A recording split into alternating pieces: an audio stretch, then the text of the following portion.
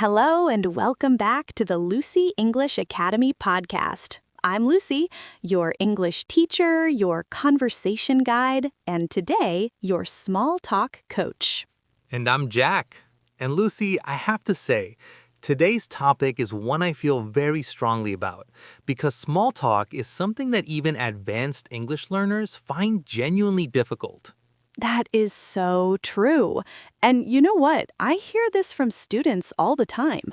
They say, Lucy, I can write a perfect essay in English. I can read a novel. But when I'm at a party or in a lift with a colleague, my mind just goes completely blank. Yes, the lift situation is a classic one. You're standing there, 30 seconds, maybe a minute. What do you say? Do you stare at your phone? Do you talk about the weather? Do you just smile awkwardly? We've all been there. So today, we are going to fix that. We are going to talk about the secret rules of small talk, what it really is, why it matters, the topics that work, the topics to avoid, how to start a conversation, how to keep it going, and, crucially, how to end it gracefully. That last one is underrated. Ending a conversation is a skill people don't talk about enough. Absolutely.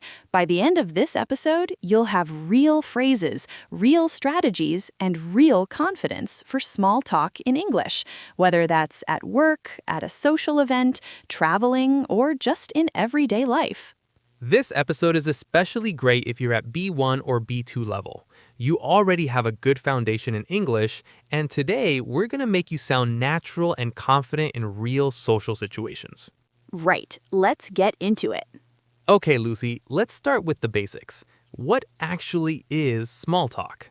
Great question. Small talk is light, casual conversation, usually about unimportant or safe topics that you have with people you don't know very well, or in social situations where you need to fill silence or connect briefly with someone. So it's the conversation before the real conversation in a way. Exactly. Think of it like a warm-up.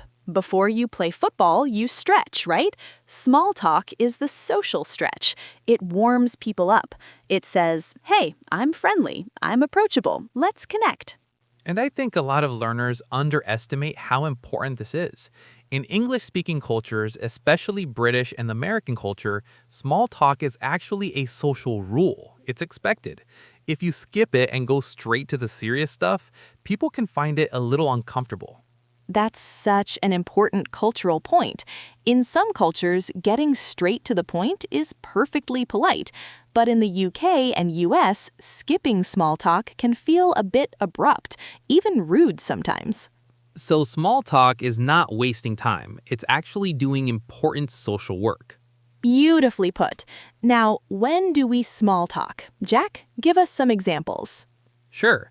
Use small talk when you arrive at a meeting before it officially starts, when you're waiting in a queue, when you meet someone at a party or networking event, when you bump into a neighbor, when you're at the office kitchen making coffee, in a taxi or Uber, on a plane sometimes, when you're introduced to someone new at a dinner. All of those situations. And what do they have in common? They're all moments when you and another person are sharing a space briefly, and a little friendly connection makes everything more comfortable. And here's the thing, small talk actually builds trust. Research has shown that people who are good at small talk are seen as more likable, more professional, and more confident. It genuinely affects how people perceive you. So it's not trivial at all. It matters in your career, your social life, your relationships. And the good news? It has rules. It has patterns. And once you learn those patterns, it gets much, much easier. All right, section 3, the golden topics. These are the topics that work beautifully for small talk. They're safe, they're easy, they're universal. Let's go through them one by one. Number 1, the classic, the weather. Yes, we have to start there. The British stereotype is absolutely real. The weather is the #1 small talk topic in the UK, and actually, it works everywhere because literally everyone experiences weather. And the beauty of weather small talk is it's non-controversial. No one's going to argue about whether it's raining. Exactly. Some classic weather openers are, can you believe this weather? Lovely day, isn't it? I heard it's going to rain all weekend. Not ideal. Finally, some sunshine. I was starting to forget what it looked like. Notice how all of those invite a response. They're not just statements, they pull the other person in. Great observation. Okay, golden topic number 2, the weekend or upcoming plans. This one is brilliant because it's personal, but not too personal. Any exciting plans for the weekend? Did you do anything nice at the weekend? Are you doing anything fun for the bank holiday? And people love talking about their plans. It's positive, it's forward-looking, and it tells you something about the person naturally. Golden topic 3, food. Oh, this one is a winner. Everyone eats, and people have opinions about food. Have you tried that new Italian place on the high street? I made the most amazing recipe last weekend. Do you know any good restaurants around here? Food talk can go on forever. It's warm, it's sensory, it makes people feel good. Golden topic 4, the local area or environment, especially useful if you're new somewhere. How long have you been in this area? Do you know any good coffee shops nearby? I love this neighborhood. Have you been here long? Golden topic 5, current popular TV shows or films. This one works really well at social events with people around your age. This is so important. And I want to be really clear, these are not just my opinions. These are genuine cultural norms in English-speaking cultures, especially in professional or semi-formal situations. Topic to avoid number 1, politics. Unless you know the person well and know their views, just don't. Politics divides people instantly. What starts as small talk can turn into an argument very fast. Exactly. And in a professional setting especially, a work event, a business meeting, politics is almost always off limits. Topic to avoid number 2, religion. Same reason. Very personal, very sensitive. Not small talk territory. Topic to avoid number 3, money. In British and American culture especially, asking someone directly how much they earn, how much their house cost, or how much something they bought cost is considered quite rude. Yes, this surprises some learners from cultures where money talk is perfectly normal. But in the UK and US, it's very much a private matter. Topic to avoid number 4, deeply personal questions early on. Things like, are you married? Do you have children? Why don't you have children? How old are you? These can make people uncomfortable with someone they've just met. Now, of course, if the conversation naturally goes there and the other person brings it up, that's different. You can follow their lead, but don't open with those. Topic to avoid number 5, health problems. Sharing detailed information about your own health or asking about someone else's health issues is generally too heady for small talk. Keep it light. And topic to avoid number 6, complaining. Especially heavy, persistent complaining. A light moan about the weather or the traffic? Fine, that's actually very British. But deep, serious complaints about your life, your job, your relationships, that's a lot for a light conversation. Great summary. The rule of thumb is if a topic could make someone feel uncomfortable, embarrassed, or cause a strong disagreement, save it for when you know the person better. Okay, this is the bit that scares people the most. Starting, that first moment. What do you actually say? And I think the fear comes from thinking you need to say something brilliant or original. But actually, you don't. The purpose of the opening is just to signal I'm friendly and open to talking. Exactly. It doesn't need to be clever. It just needs to be warm and natural. So let's look at different scenarios. Scenario 1. You're at a work event or conference. You see someone standing alone. What do you say? You could comment on the situation you're both in. Is this your first time at one of these events? Great turnout today, isn't it? The food is amazing. Have you tried the little pastry things? Notice those all relate to the shared experience. You're both at the same event. That shared context is gold. Scenario 2. You're at a party. You're introduced to someone new.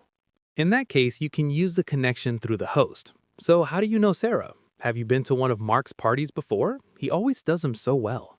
Perfect. That shared connection gives you an instant topic. Scenario 3. You're waiting somewhere. Queue, waiting room, airport gate. Comment on the shared situation. This queue is moving really slowly, isn't it? Have you been waiting long? I heard the flight's delayed. Hope it's not too long. The key technique there is called an observational opening. You're just noticing something you both can see or experience. And there's another great technique, the compliment opener. People love a genuine compliment. So, if someone says they love hiking, don't just ask them more about hiking. Say something like, "Oh, I've always wanted to try that. I'm more of a city person myself. I love just exploring new cafes and bookshops." Now you've shared something about yourself and opened up another avenue for them to ask about. And technique 4, finding common ground. This is the magic of small talk when it works really well. You find something you both relate to, and suddenly the conversation just flows. Common ground could be you both grew up in similar places, you both love the same kind of food, you're both nervous at big social events, you both have similar jobs. When you find it, lean into it. And finally, don't be afraid of small pauses. A brief pause in a conversation is completely normal. You don't need to fill every single second of silence. A tiny pause can actually feel comfortable if you're both relaxed. So true. The goal isn't non-stop talking, it's a relaxed, natural exchange.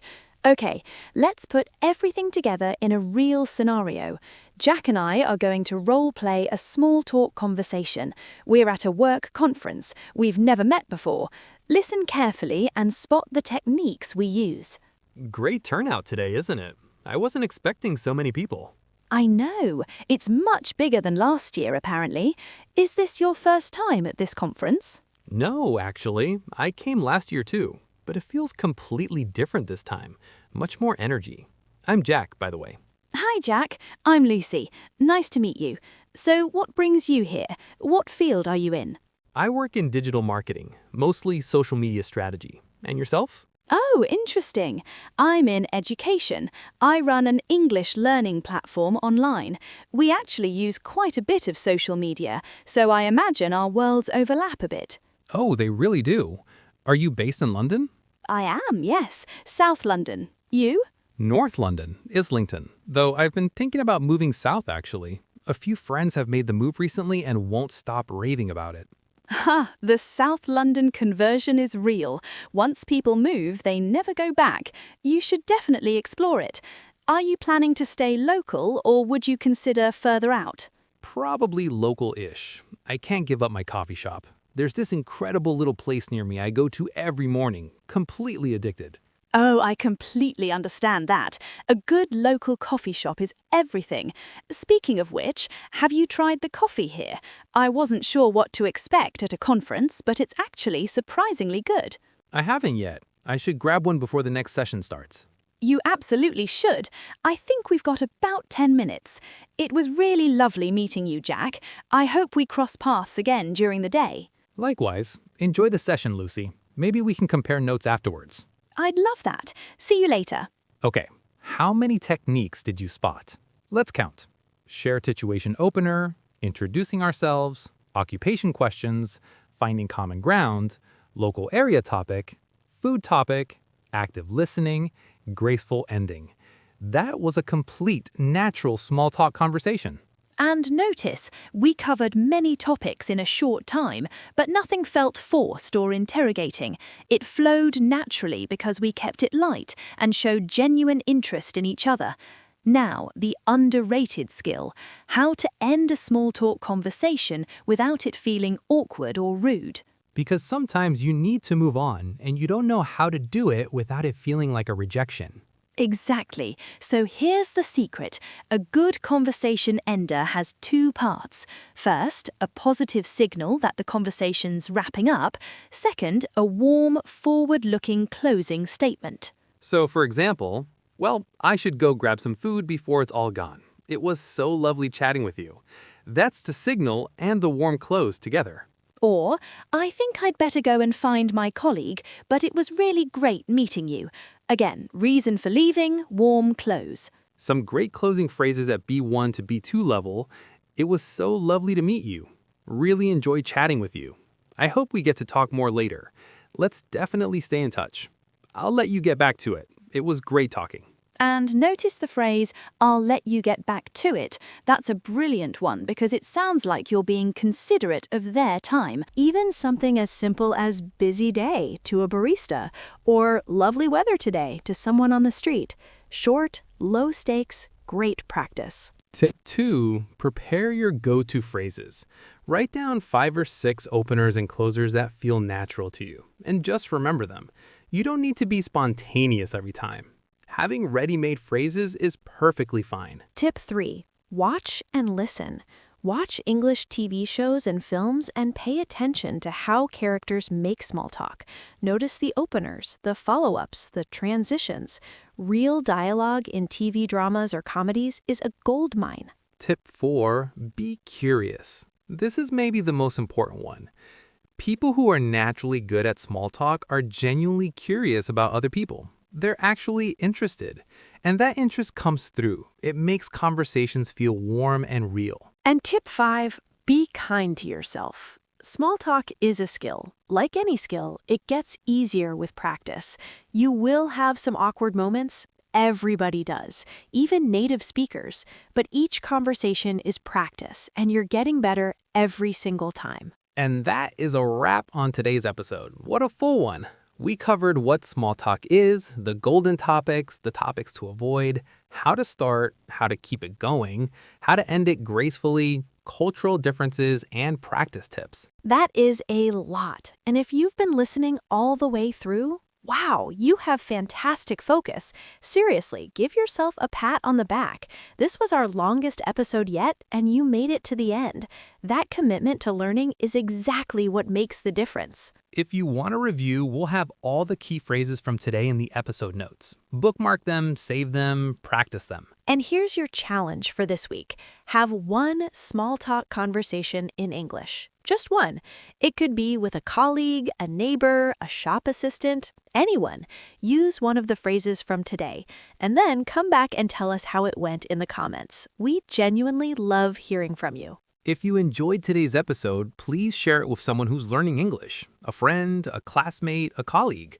The more people learning together, the better. Thank you so much for spending this time with us. This is Lucy And Jack. from Lucy English Academy. Keep practicing, keep connecting, and we'll see you in the very next episode. Bye for now. Bye, everyone. Go start a conversation.